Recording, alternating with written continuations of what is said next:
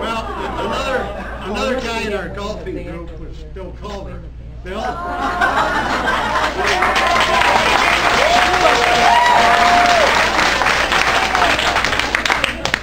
So Bill always had a good sense of humor.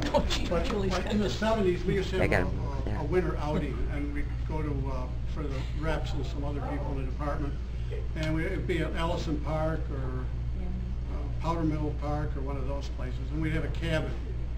And so they had a couple outdoor grills, and other people would bring their grills, and you'd have steaks, hamburgers, and whatever. So Bill was telling everyone, I got this new electric starter. And he said, this is the greatest thing, it's the best one, it's a new thing out on the market, it works great. Wait till you see how well it works. So there was indoor, we got extension cords and everything else. So when it was time to do the cooking, Bill plugs the thing in out to the grill outside and everything else. So someone by the name of Don Brown, without Bill knowing it, I think Bill was the only one that didn't know it, he pulled the plug.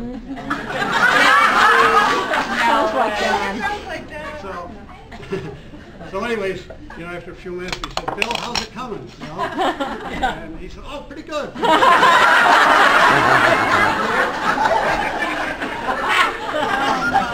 So after a few more minutes, now everyone else is heating up and everything else going real good, and because, you know, black and everything, nothing's happening to this charcoal.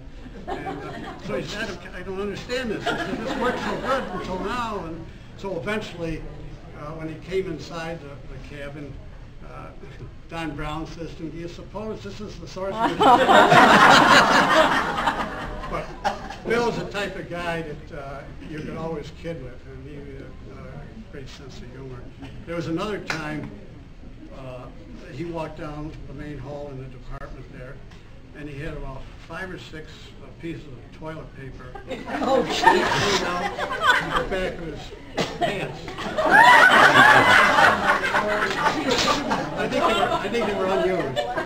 Oh no! So, you know, would anyone say anything to Bill? No.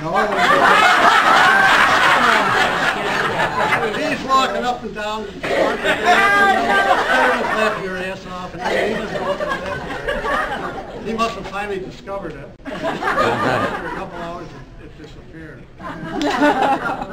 But anyway, Bill's another great guy too, and he was my boss for a number of years in there. And at times when they were going to reorganize something, he'd come over to me and says, you know, Tom, we're going to shift some people around in the department, and so here's what I want to do. So he said, I'll give you this one and this one. I said, oh, Bill, I don't want that one.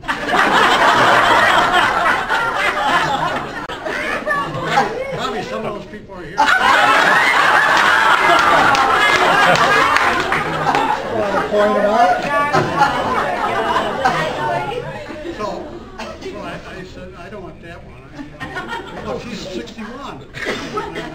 I said, I'll take this one over here. It was a 59. He said, yeah, but she's a 61. She's better than it. I said, nah. I was always pretty good. I'm not the brightest guy in the world, but I was a pretty good judge of talent as far as that. And I always had a lot of good people. Yes, you did.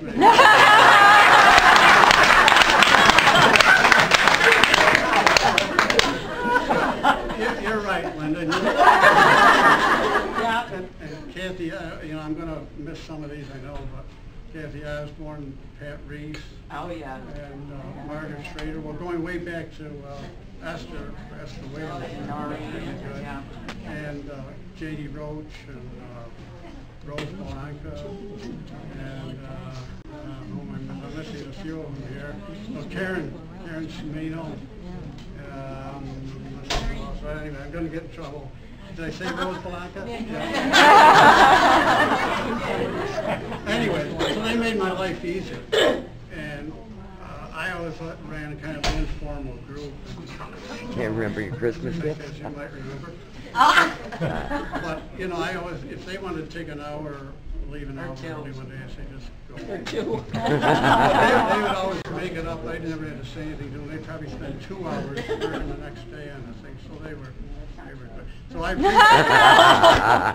appreciated Bill, who allowed me to kind of pick some of these people, so I always thought I had the best ones in the department in my group. But Bill, also I have to say too, Al said something about kids, but you know, kids was a disaster when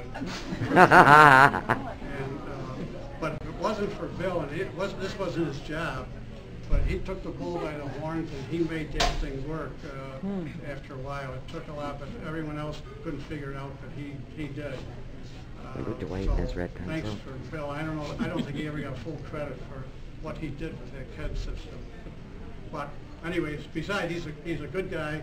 We do a lot of ball busting in our golf matches and everything on Tuesday, so that's a lot of fun. So, well, I guess there's just one more person I might mention, and I think he's not here today, or if he was, I probably wouldn't say these things. Oh, jeez. Arnie Fiola.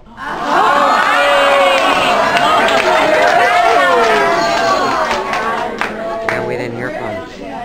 Now, if anyone knew Arnie Fiola very well, you would know that there was no one that had as much bullshit as Arnie Fiola. I mean, he tells stories, and I'm not saying anything that he never told me, but he told a lot of other people too. But one of them was, he supposedly went to the University of Miami on a baseball scholarship because he was a great pitcher for Jefferson High School. So he was down there for a couple of years.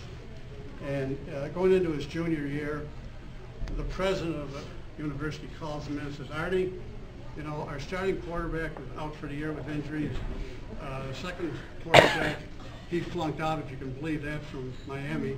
But so, Artie, we see you played quarterback up there in Rochester, New York. He said, we need you to save our season. And so Arnie says, well, but I'm here in baseball. Yeah, but you need it for the good of the university. Oh, so he's okay. So Arnie says, he's a quarterback now, University of Miami. He goes through the season undefeated.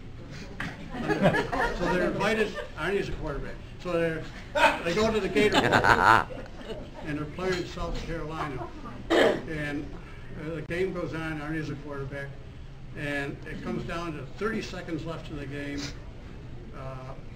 His team, University of Miami, has the ball on their own 2-yard line. First down, they're ahead by 1 point, and the clock is running, the other team's out of timeouts, and the coach calls timeout. So Arnie goes over, he said, okay, you want me to just take a kneel down on this? He says, no, football is a game of surprises. He said, that's what they think you're going to do.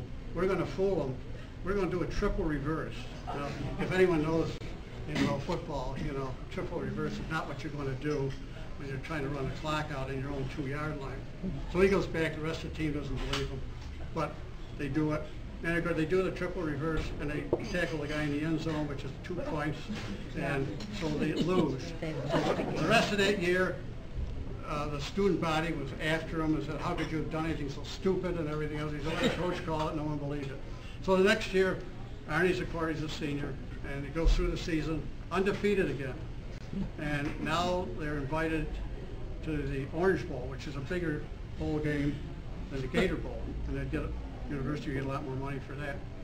And so they were invited, but the South Carolina team that beat them the previous year was invited to the same Gator Bowl, a lesser bowl. And so he goes to see the president. He says, no, he said, we got to turn down the Orange Bowl, accept the Gator Bowl. I got to redeem myself. Everyone thinks I'm such a jerk for calling the triple reverse. So the president said, we're going to get a lot more money for that. So Arnie said, oh, you got to do it. So the president said, okay, Arnie, the Orange Bowl, we take the Gator Bowl. So they did that, and then Arnie apparently played another great game of quarterback, and they won that year.